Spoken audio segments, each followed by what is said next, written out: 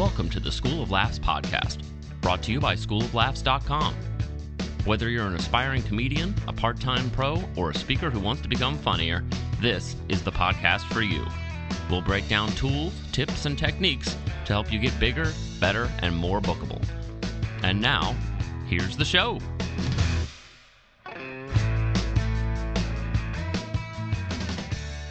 Welcome to the podcast. Rick Roberts here on the day after Valentine's Day 2019. You know, I was thinking back when I was a kid and we made those little cardboard boxes, and back then it was cigar boxes because people smoked. Now they use tissue boxes because people have allergies. My little girl, 6, has one in her little first grade classroom. We decorated that with construction paper and loaded her up with some pretty basic Valentine's Day cards to pass out to her friends. And I was thinking back to the candy we used to get back in those days. Remember, like those little tiny sugar concentrated, like pounded into a concrete block sugar hearts that had those little messages like, will you be mine, or be my Valentine, or not this year, creep. All those things they used to have printed on those things. You know, if you got one of those this year or you bought those, beware. That company went out of business a while back. So that was probably sitting in a warehouse or an old semi-truck somewhere for a couple of decades, and they're just busting them back out now to sell them. So check the expiry on that, would you? I don't know if the things actually expire. They seem to live on forever. We used to actually make little slingshots with a big rubber band. Remember those fat rubber bands you would get around the Sunday paper? Put it between our thumb and our pointer finger and like pull back and launch those little hearts from our little hand slingshots across the room back in 4th grade. And that's one of the ways I got sent to the principal's office that year. One of maybe a dozen. Hey, we got a fun podcast today. My guest is Kay Dodd. Kay Dodd started comedy roughly the same time I did, almost to the month, back in 1991. She started, I started, I didn't know her, she didn't know me. She kind of hit the reset button several years into her deal, quite a while into her deal, and decided to clean up her act and basically tossed out her old act and started fresh and new. We talk about how she did that. We talk about also how she helped out in the office of Comedy House Theater and gave us a couple of unique insights as to something that particular chain did to boost their attendance and how they did it wisely by selecting only good audience members. Audience, you didn't know you were being judged. You're sitting out there judging the comedians. Guess what? This place was judging you. Interesting. We'll talk about that. And we'll also talk about her setting up fundraisers. She likes to do those once a quarter. And she has one very specific piece of advice that I think is key to making that work. So stay tuned for all that. That'll happen here in about 10 seconds. I want to give a quick shout out to John McCormack, who is our sponsor for this episode this week. John is taking the online class, already sending in homework, and I'm already laughing at some of the stuff he's writing. So good stuff there, John. Thanks for taking care of this podcast. Let's get into it with Kay Dodd. What's going on there, Kay Dodd? Hey, Rick Roberts. So good to be with you today. I'm glad I've got you on the phone today. I guess I've known you for 10, 11 years maybe. Yeah, I went to the first CCA conference in 2008. Were you at that one, or did you come after that? No, 2013 was the first one. But I was quite the little wallflower back then. Those days are up, but I was back then. I didn't really say much of anything to anybody. I was just taking it all in. That's great. And how did you find out about the Christian Comedy Association to start with? Well, it's interesting because that year that I came, CCA was 12 years old, I think. Did you guys have the first one, I think, in like 2001? I knew nothing about Christian comedy. I knew nothing about any names that are associated with Christian comedy. I was a club comic and had been at that point for about 10 years. I had quit the road in 97 and had a baby in 98. And so but I was still working all around Atlanta through the Punchline, private corporate stuff, and working as much as I could at the club in Atlanta. And somebody that I was in Bible study with sent me an email from Shonda Pierce. It was an email blast that she had sent out to her fan base that just said, hey, if you know of any comedians that are Christians, we're having this thing at my funny farm in Nashville coming up in June. And I looked at that and I was like, I still smoke and I still cuss. I don't think I can go to that. And so I really just thought, no, I don't qualify, because I was desperately, doing Bible study and all that kind of stuff, but I had not cleaned up my act. That's for sure. That's where I'm getting at with that. I was not a clean act. I guess I was rated club clean. But anyway, so I was like, no, I can't go to that. Well, like a month later, I will just say God got a hold of my heart and my mouth, and I started cleaning up my act. And so I had to kind of quit comedy. I mean, I spiritualized it and call it a sabbatical, but really it was, I ain't got no act tour. And because I had nothing left that I could really do. Everybody was telling me then, oh, you should make that jump from, club comedy to Christian comedy. And I was like, I can't jump. There's nothing to jump from or jump onto. And so that's just kind of how I found out about CCA. It was born the same year kind of I was, I guess. And so I really just let it all go. I quit working the punchline. I quit working stages altogether for like the next 6-7 years. And we'll get into that more, but you asked about CCA. So that's how I found out about it. Didn't join it until 2011, I think, and then came to my first conference in 2013. Gotcha. And so you'd been doing comedy for quite a while before the CCA stuff even happened. How did you get into it originally, like back in the very first days? Like, do you remember your first open mic, your first situation? Yes. Well, I was actually, my, canned dancers couldn't keep a day job, so I had to do something. But I had been a secretary and an office manager for almost 20 years at that point. And no, probably about 15 years at that point. And I was working in this office where some things were going on that weren't exactly the best business practices. And I was constantly cracking jokes about stuff like that. And one of the girls that worked in the office with me, there's a newspaper in Atlanta called Creative Loafing. I don't even know if it's still around, but it's a very artsy, tells you all the happenings, in arts and entertainment around Atlanta. And she had cut this ad out of the paper in Creative Loafing for the Jeff Justice Comedy Workshop. And she circled it and wrote on it, "Don't miss your calling, here's your chance."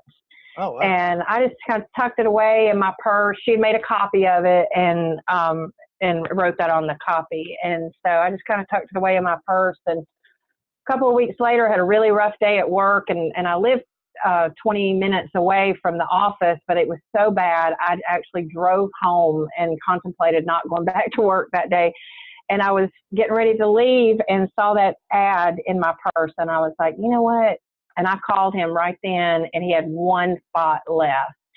And I went and got a money order and for the amount that he said the class was. And then on my way to work that Monday morning, when I was going to mail that money order, the water pump blew up on my car. And I didn't even know what was wrong. I just knew it broke down in this nice subdivision and steam was coming out of it. But I went on and I was like, I don't even know how much this car thing is going to cost, but I'm doing this. And I went to the mailbox and dropped that in the mail. And so my graduation was summer of, I think I was the second or third class that he did. And so I graduated in July of 91, and I was hooked when I heard Jeff Foxworthy say that when he got that first laugh, he knew that was going to be something he's going to have to do again and again. And that was the same for me.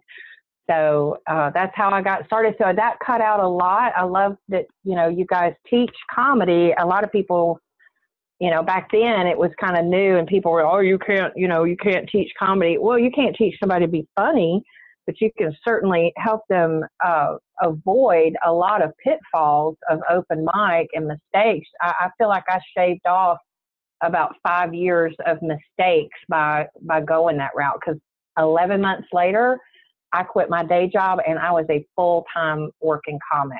But, that was in the early 90s. So the comedy clubs were still in abundance at that time. Yeah, it's interesting. I started in 91 too, probably about the same month, I'd imagine, June or May even. Yeah, so I didn't realize we'd been both at this thing for the same amount of time, basically. And we didn't have classes where I was at. I would have loved to have taken some. What kind of, lessons, or how did Jeff go about teaching his class in general? Basically, he taught us, one of the first things he did was ask how many of you are funny, how many of you have been told over and over again that you're funny. Of course, everybody had raised their hand, and he said, oh, well, good, because this is not a class about teaching you how to be funny, but I can teach you how to take your sense of humor and your life and true statements about your life and make them stage worthy. And that was the thing that I had been looking for, because I had been a comedy groupie. I had sat on the front row for Jerry Seinfeld multiple times when he was still working the clubs. I'd seen Bill Engvall. I'd been at Tim Allen's shows, Richard Jenney. I mean, some of the old school guys, some that are passed on. But I was a regular comedy groupie at the Atlanta Punchline. And people would always say, you need to get up there, you need to get up there. But I knew I couldn't translate the funny thing that I said at the office up on the stage the way that they were doing. I couldn't understand how they were doing that. But anyway, so he kind of just laid that out and explained that, you can't get up there and go, well, then she said, and then I said, and then she said, and then I said, and ha, ha, ha, isn't that funny? You have to turn it into more of a one-sided conversation. And so we use some of the old school tools. Gene Paret has great books on comedy writing. He recommended a lot of those kinds of resources. Judy Carter, her original book, I think she's put all that in the Comedy Bible now, but it was called Stand Up Comedy, the book.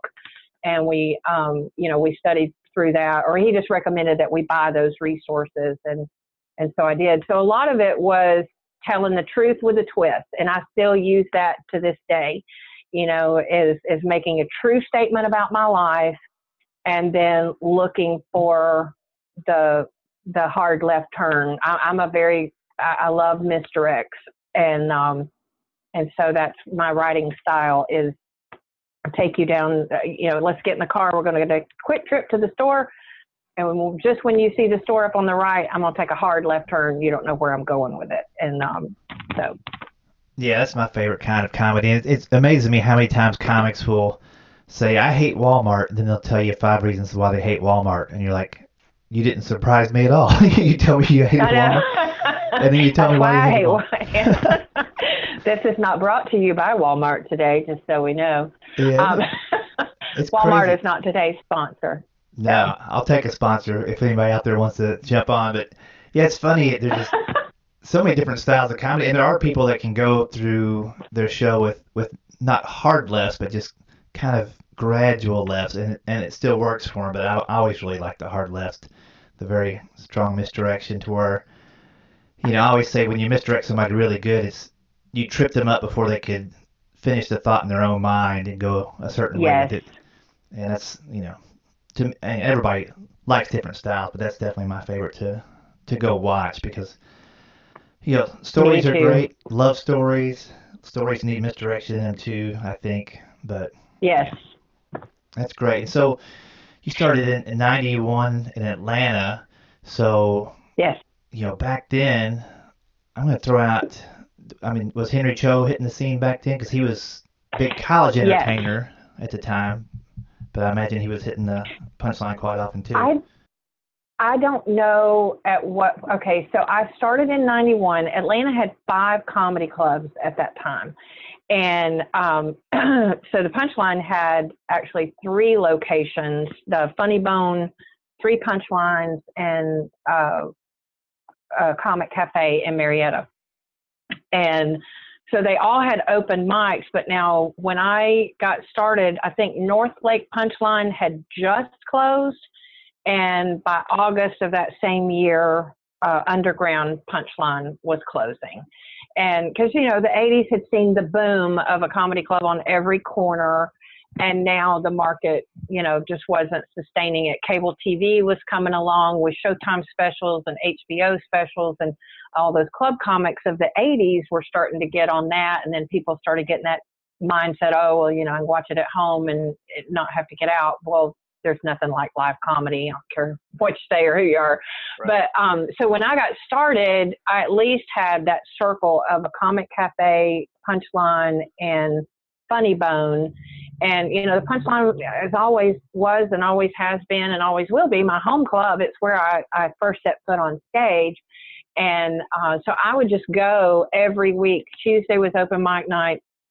I'd go every week and sign up. Even if I was on the week before and knew I probably didn't have a chance of getting on, I would still go and sign up. And I would then stay for the show, and I would go in, and I was a paying customer in the back at the bar, and I got to know the staff.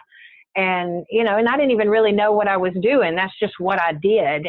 But then it just got to the point where I may have done open mic the week before, but I'd go back the next week, sign up, and the manager would call me aside and say, hey, I need you to MC the show tonight. I'm short a comic. And so I'm going to bump the opener up to feature, and you are going to just host this night. And so that's how I started getting my hosting skills into play. The Funny Bone was the very first club that ever offered me a week of work in Atlanta. I had actually been offered some work out of town, but because I had a day job, I couldn't take it. And I had one club owner that really kind of became my manager later on, Aubrey Pippin. He owned kind of a chain of comedy clubs in the Southeast, and Aubrey just flat told me, he said, I like you. I think you're great. He said, but I won't hire you till you get rid of your day job. He said, because I know that pays your bills, and I can't have you pulling out a week on me because they said, no, you can't have this week off or this day off or whatever. And so that was July of 91 when I did the graduation. And by August of 92, I had quit my day job. And so 13 months later, I always say I sold everything I owned, gave up a 2-bedroom house, sold everything I owned, put that $200 in the bank, and hit the road because I moved into a woman's house and was literally just renting a room. I went from a 2-bedroom house to a bedroom out of somebody's house. And but things got so busy, and in just a few months when people started finding out, I got a lot of referral work. I had headliners that would request me because I would do, my time and nobody else's, and all of those little key phrases that help us. And some months I would literally sleep in that room one night. I had I called it my $300 hotel room because I paid $300 a month. And if I only stayed there one night, so it was a great deal for her because she had a roommate that was never there. Yeah, that's funny. We're very similar because when I started, I moved in a house with 2 other comics, and it was $150 a month. And I took the attic room, which had no air conditioning, and my goal was to work so much that I wouldn't be there. And if I was there, I'd be so miserable, I would hustle and get more work. You know what I mean? So I never installed an air conditioner, not even a window unit, and Ohio wasn't brutal in the summer, but certainly there in July and August, it was motivation to get out. Yeah, it was definitely, and it's funny. I think I even had how I am. I'm pretty analytical and data driven and all that kind of stuff. But I had a sheet where I would rate the different clubs that I was working based on whether they had a swimming pool at the condo or not. And in the summer, I would just book the clubs that had a pool. And, oh wow! See, you're such a go-getter. And I was horrible at routing. I mean, I could literally be in Pensacola one week and Indiana the next, and not pick up anything in between because I just took whatever was there. I drove my little Toyota Corolla just about into the ground. Yeah. Now, being in Atlanta, did you do a lot of the Comedy House theaters then? Aubrey booked those, didn't he? Yes, Aubrey owned two of them. He actually owned the buildings and the club. The others that he had, actually he owned three of them at one time because he opened one in Columbia, South Carolina. So he had a Columbia, Augusta, and Savannah, and his corporate office was in Savannah. But then back then he booked Ocala, which was inside a Holiday Inn, and then he started picking up all these other little onesie twosie, one-nighter kind of things. And I was doing so much work for him on stage and off because I was supplementing my comedy club. Back in the day, I don't know what they pay now, but back in the day, I was doing 8-9 shows for $250 a week. And, why would you want corporate stability and insurance when you can have a Holiday Inn and $250 every week was my motto. And so he started a program within his clubs, within the ones that he owned anyway, where he would book the opener 2 weeks back to back. And then he would cover your dark night, the dark night Monday, he was closed. Back then, clubs were mainly open Tuesday through Sunday. Right. And so he would cover your hotel for the one night in between. And so he had 4 of those. So he was working me 3 and 4 times a year at every club. So once they, mapped out my year, that was, that was almost 20 weeks of work. I can't do the math that quick, Rick, but that was half my year's work right there. And then because I was working for him off stage, because I knew how to do computer stuff and I helped to automate some of his things in the club and would kind of just assist him some in the office. So I was making money daytime and nighttime working with him. So I ended up moving to Savannah in 93, which was not the best move because that was a routing nightmare. You can't get anywhere from Savannah except Columbia and Augusta and Jacksonville. And but I lived there 2 years and worked for him on stage and off. I actually helped run one of his comedy clubs as a day manager for about 5 months too. So I got to see that side of the business as well. Well, that's really cool. I think most comics don't understand how much goes on just to keep the doors open and the lights on in a comedy club. There's a lot of clubs that aren't around, because people couldn't figure out how to do it. So just maybe can you give us one example from that side of things that comics did that would drive a club crazy, or things that clubs did that they did right or did wrong to keep the club around? Well, as far as, being behind the scenes working for Aubrey had developed, he had hired a guy to develop a tracking database for his wait staff. They had a sheet that they filled out about every table.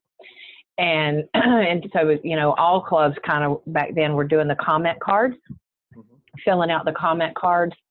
And that was a foundational thing back then for clubs to get Tuesday, Wednesday, Thursday, especially Tuesday, Wednesday night patrons on a non-special engagement week. That was critical to have those cards, because now you can give away 5 parties of 10. You won a ticket, you won 10 tickets to this next Tuesday night or this next Wednesday night. Well, Aubrey had a system where when that party would come in on that Tuesday night or Wednesday night or Thursday night, and he had a girl that was full-time dedicated to doing that booking. So she would pick the comment card, but what they didn't know is the waitress had filled out a report on that comment card to tell the club whether they were a good group or whether they were rowdy, whether they heckled, whether they drank a lot or just kind of covered the minimum. And so all of that went into the report. And so then when they would give away the tickets and that group would come in, then there was another report that was filled out on that group. And so a really good group could win a lot of tickets to come back again and again and again. And so one of the worst things that a comedian can do to a club is as a host and MC, is mess up the announcements and not take the comment card I don't know if they still do that, but I'm sure they do some kind of way of contacting people, is to not take that seriously. That was one of the reasons I kept getting hired as a host, because I was a really good host. As the host and MC, you are an employee of the club. So you don't say they have a comment card. You say we have a comment card, and you need to fill that out because you could win tickets, and you just make it so exciting, and you're a part of that business, and you're a part of that game. And, that's what makes a good host and MC. And it would drive it would cost MCs work in that club if they got up there and made fun of the card. They'd think they, were being funny to make jokes about it. And if that messed up the amount that they got back, that MC would not be back anytime soon to that club. Wow.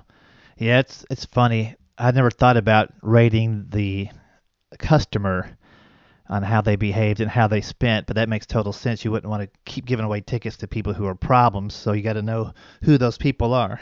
Well, that was pretty advanced thinking. It really was. Aubrey was the man, I tell you. I'm so grateful for that man. For business, what I learned about the business of comedy, just business in general. And, he was a smart businessman. Still is. He's still going. That's great. And what about a business tip that has worked for you? I mean, everybody has different approaches on how they do comedy, but eventually you kind of find a couple things that are in your wheelhouse that seem to work with the least amount of friction and the biggest payoff. What gets you fired up to get up every morning and keep pursuing this? Is the very thing that I didn't do for those first 10 years, and that was keep it clean. I got to work with Jeff Foxworthy. I met him in 1991, and I got to work with him for about 6 shows in Savannah at Aubrey's Club in 93. And then he was very well known then. He wasn't the household name that he became, but he was very well known. He already had platinum CDs. He had books out. I actually got to go with him to a book signing at the Savannah Mall, and his one piece of advice to me that I wish I had followed then, I didn't follow it till many years later, was about keeping it clean, because a clean comic can always get work. And he said, if you go into these little one-nighters in these small towns and they don't want clean comedy, you can always colorize it if you want to or need to or whatever to get their attention, but just keeping that foundational clean. And that is something that I just said this to somebody the other day. The stuff that hangs low on the tree, the fruit that hangs low on the tree that's easy to pick. I'm not saying that my act is completely void of that, because I'm sure I could look at some of the stuff and say, oh gosh, that's so easy. Humor, I should not say that anymore or whatever, but it is still squeaky clean. But what I really strive to do and want to do more of, Rick, is writing, my writing to be getting the ladder out of the barn, bringing it down to the orchard and putting it up against the tree and climbing to the top. I want to work harder to get to the higher level funny, not for it to be easy. There's certain topics that men and women both, can use, that everybody does it, but third graders could do jokes on that topic and still get laughs. Let me ask you about what's going on these days. I know last time I talked to you, you were doing some fundraising events that you were kind of putting together, different kinds of shows. Were you starting to produce a few shows? How's that going? It's going great. I just did my 4th one called Stand Up for Hope, and I haven't gotten the final numbers in yet. And I had wanted to do 4 just in 1 year last year. It started in January of last year. So my plan was to do 1 a quarter of Stand Up for Hope. And, I got hit by a truck. Have I mentioned that? Literally. So I didn't get one in there in the 4th quarter of last year. But so the 3 that I did last year and the one that we just did that I did with Ken Kington 2 weeks ago, has raised over $30,000. Whoa. I know. I'm so excited. Not for me, for them. And it's funny because the first two that I did was one for our house and one for my father's house. I said, I need to come back and do one for K-Dodd's house. Right. So our house is a domestic violence shelter in our county in Georgia. And my father's house is a sober living home, a Christian sober living home for women in the neighboring county. And that's recovery, sober living is topic near and dear to my heart. And so is domestic violence. And so, both of those things are part of my story. And so Stand Up for Hope was born in January of last year, and I kind of wanted it to be mostly geared toward women's causes, women's issues. I did do one last year that helped send some kids to camp for Wind-Shaped Camp that was coming to our area that we put together last summer. But yeah, so it's going really good. The Our House folks, I just met with them the other day. Our local civic center got behind it this year, and they're already asking, hey, we want to get the date on the calendar for next year. This is a great event. We sold over 500 tickets.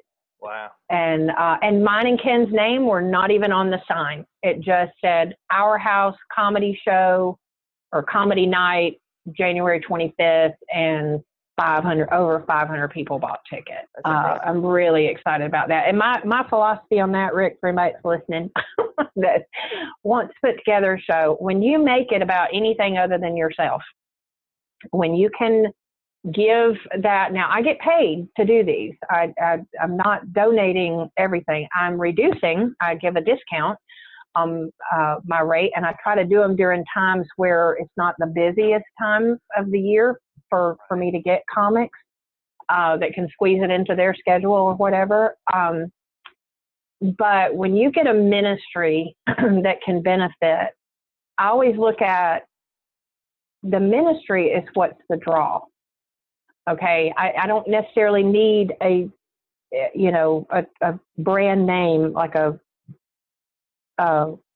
somebody that's producing their own concerts, like Ashonda or Anita or Tim Hawkins or John Christ or whoever. What I need is for your ministry to get people excited about spending their entertainment dollar for that week to come enjoy a show. Now, part of that, I've found the best time to do that is either on a weeknight, a Sunday night, or a Friday night. People will not give up their Saturdays for an unknown. Right. They just won't. I mean, and I've had people, say, well, that's how, we could go up on the ticket because that's how much, you would pay for a movie. Well, yeah, but the movie's something you want to see. You don't know if you want to see these people or not. They're my friends, and I know they're incredibly funny, but you don't know that. And so anyway, and Ken is awesome. And the minute I showed them his video when we had the first meeting, when I was going to try to get him to come, one of the ladies just jumped and was like, oh my goodness, I know who that is. He is awesome. And so, but, the advertising, I mean, we were on the flyer. He was the main one on the flyer. I just opened and featured for him. I did 30 minutes up front because I had closed the show last year. Gotcha. And, but that is the kind of thing that I always say you can put together if you get good quality comedians. And because the ministry, if they're going to have a fundraiser, unless they're doing some MLM, candle fundraiser or candy fundraiser or something like, you got to buy the product up front. If you're going to sell t-shirts, you got to go buy t-shirts. So if you're going to sell comedians, if you're going to sell comedy, you got to go buy comedians. Right. Now, like I said, I work a budget around the time of year that I know it's not as busy. So anyway, I hope that helps. I'm very passionate about this, as you can tell. Well, that's great. And that's the kind of thing that gets me out of the bed, too, is having some impact with what you do instead of just doing it for yourself. There's enough shows that you do for yourself. It's nice to do some for others. And I always find those to be more rewarding than the ones I was doing just for the paycheck anyway, Yes. Well, our time is drawing to a close here. I want to make sure people know where they can find you. I'm checking out your website right now, kdodd.com. KDODD is Yes. KAYDODD, and they can check Yes. out some clips of you there and what you're all about. Anything that they should know about that we didn't cover yet, or anything you want to share with them? Social media is at KDODD Comedy on Facebook, Twitter, and Instagram, although I'm not really on Twitter. I really can't think of anything. I mean, but my closing thoughts would be to anybody that's just starting out doing this, keep it clean. Keep it clean always, even for the clubs. The dry bar comedy thing that we're seeing everywhere, and I saw that you're on their schedule, Rick Roberts. Yep. That is proof. Those videos are getting millions and millions of views. That is proof that this country and this world likes clean comedy. It's harder to keep it clean. It absolutely is. But stand-up comedy is hard. And it's, I always say it's not for the faint of heart, because if it comes easy to you, then you're not doing it right. I was just saying, it came easy to me because I was a funny person, but the writing, especially to get it to the point of where it is clean, it makes you think, it makes you climb, and you have to work a little bit harder to get to that. It's a process, and it's an art form, and it's all of that.